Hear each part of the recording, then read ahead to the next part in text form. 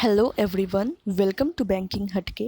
आज के इस वीडियो में हम लोग हमारे ट्री पजल्स के सीरीज़ को कंटिन्यू करेंगे। इस सीरीज़ में हम मेनली मिसलिनियस टाइप के पजल से करेंगे, जिससे 2 या 3 मार्क्स का क्वेश्चन आता है। So let's start our video. हमारा फर्स्ट क्वेश्चन जो है वो दिया है कि 6 पर्सन से ए से लेकर एफ तक have different weights and heights. इसका मतलब इन लोगों का जो वेट्स है और जो हाइट से वो सब अलग अलग है। ऐसे 6 लोग हैं, इसका मतलब मैं 6 पोजीशंस पहले बना लेती हूँ। हाइट के लिए भी सिमिलरली 6 पोजीशंस। उसके बाद क्या दिया है कि बी जो है is taller than A and E but lighter than A and E. इसका मतलब मैं राइट साइड में हाइट के बारे में लिख सकती हूँ, जो बी है मेरा ए और ई से बड़ा है, लेकिन अकॉर्डिंग टू वेट अगर देखें तो फिर बी जो है ए और ई से लाइटर है। उसके बाद क्या दिया है, D is taller than B, तो बी से भी जो लंबा वो है हमारा D.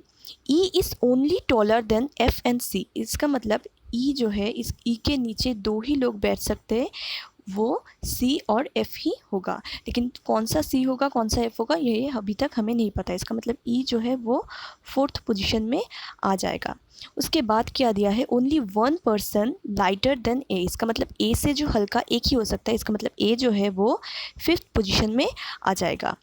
D is heavier than C and E but not heaviest. इसका मतलब डी जो है वो सी और ई से तो भारी है, लेकिन वो नंबर 1 में नहीं आ सकता। इसका मतलब वो इस पोजीशन में नहीं आ सकता। उसके बाद क्या दिया है, the number of person heavier than F is same as shorter than him. इसका मतलब फर्स्ट वाले कॉलम में एफ के ऊपर जितने लोग रहेंगे, सेकंड वाले कॉलम में एफ के नीचे भी उतने लोग ही रहेंगे। Not more than 2 persons heavier than C. इसका मतलब सी के ऊपर अगर वेट के हिसाब से देखें, ऊपर 2 से ज़्यादा लोग नहीं रह सकते। अभी हम पहले सेकंड वाले कंडीशन को ही देखते हैं, सेकंड वाले कॉलम को, यानी हाइट के कॉलम को ही देखते हैं। हमें क्या पता है कि नीचे या सी और एफ ही आ सकता है, इसका मतलब ऊपर बाकी तीनों आ जाएंगे। इसका मतलब डी, बी और ए। मुझे पता है डी जो है वो बी से लंबा है और बी जो है वो ए से लंबा है। इसका मतलब यहाँ तक तो अरेंजमेंट मिल गया। उसके बाद हमें सी और एफ को बिठाना है। अभी हम लोग आते हैं हमारे फर्स्ट वाले कॉलम में, जहाँ पे हम लोगों को वेट के हिसाब से सजाना है।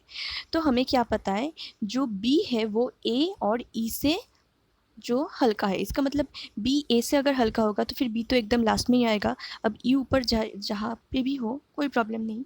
अभी क्या है, मुझे पता कि डी जो है वो सी और ई से यानी 2 लोगों से आगे है, लेकिन फर्स्ट पोजीशन में नहीं आ सकता। इसका मतलब डी कहाँ पे आएगा, इस पोजीशन में ही आ सकता है। हमें पता है यहाँ से कि सी जो है उसके ऊपर 2 से ज़्यादा लोग नहीं हो सकते। इसका मतलब सी यहाँ पे ही आ जाएगा, एक ही लोग बच रहा है। इस केस में डी से ऊपर 2 ही, नीचे 2 ही है, सी और ई। इसका मतलब ई आ जाएगा यहाँ पे। मतलब हम लोगों का एफ़ जो है वो आ गया इस पोजीशन में। अभी हमें क्या पता है कि एफ़ के ऊपर जितने भी लोग रहेंगे, हाइट वेट के हिसाब से, हाइट के हिसाब से एफ़ के नीचे उतने ही लोग रहेंगे, क्योंकि हमारे यहाँ एफ़ के ऊपर कोई भी नहीं है। इसका मतलब हाइट के हिसाब से भी एफ़ के नीचे कोई भी नहीं रहेगा, और ये हो जाएगा हम लोगों का सी का पोजीशन। तो ये है हम लोगों का फाइनल अरेंजमेंट। चलते हैं हमारे नेक्स्ट क्वेश्चन की तरफ। ये वाला जो क्वेश्चन है वो दिया है कि more than 11 people were sitting in a circular row facing the center. अभी ये सर्कुलर रो नहीं होगा, ये एक्चुअली सर्कल ही होगा।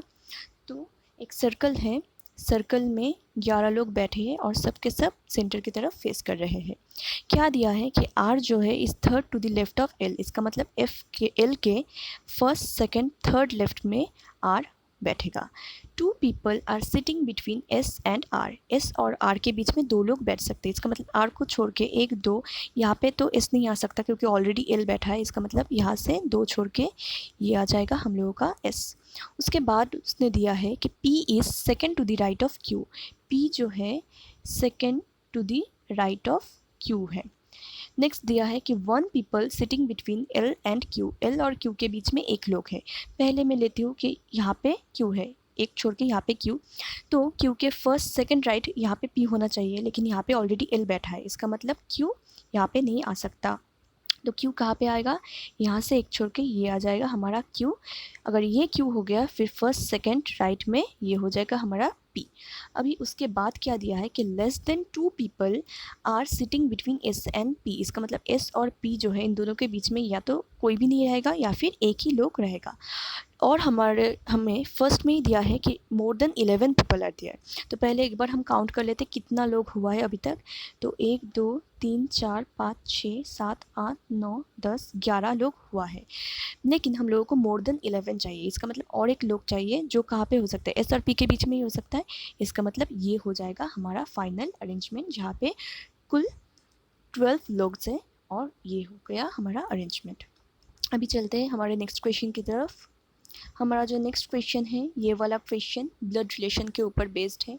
मैंने अपने पहले भी वीडियोस में कहा है कि हमेशा मैं क्या करती हूँ, जो मेल्स हैं उसको बॉक्स से रिप्रेजेंट करती हूँ और जो फीमेल्स हैं उसको सर्कल से रिप्रेजेंट करती हूँ। तो ऐसे ही मैं यहाँ पे भी करने वाली हूँ। तो क्या दिया है क्वेश्चन में कि एस इज़ वाइफ ऑफ जे। इसका मतलब एस जो है वो वाइफ ऑफ जे है, तो जे हस्बैंड हो जाएगा, इसका मतलब जे हो जाएगा male. A is only son of X, X का एक ही बेटा है जो है ए। ठीक है, आगे क्या दिया है, O is only sister of N. O एक लौटा सिस्टर है एन का, लेकिन एन के बारे में हमें नहीं पता वो मेल है या फीमेल है। वाई इज़ फादर ऑफ ए।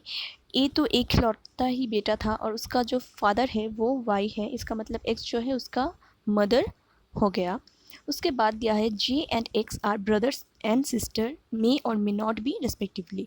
अभी जे और एक्स जो है वो सिबलिंग्स है, इसका मतलब यहाँ पे आ जाएगा हमारा एक्स और ये एक्स के साथ वाई और ए तो आ ही गया। और यहाँ से हमें दिख भी रहा है कि जे और एक्स एक्चुअल में ही जो ब्रदर एंड सिस्टर है। उसके बाद क्या दिया है, S is mother of 2 children and neither of them is son. इसका मतलब इसका 2 तो चिल्ड्रन होगा लेकिन दोनों में से कोई भी सन नहीं होगा, इसका मतलब दोनों ही डॉटर होगा। अब हमारे पास ये वाला कंडीशन तो बैठ गया लेकिन ये वाला नहीं बैठा, तो फिर यहाँ पे इसको हम यहाँ पे यूज़ कर सकते हैं। यहाँ पे हमारा एन आ जाएगा और ये हो जाएगा हमारा ओ, तो फिर ये हो जाएगा हमारा फाइनल ब्लड रिलेशन का जो है वो अरेंजमेंट। अभी इसके ऊपर बेस्ड हम लोग 2 क्वेश्चंस करेंगे नेक्स्ट स्लाइड में।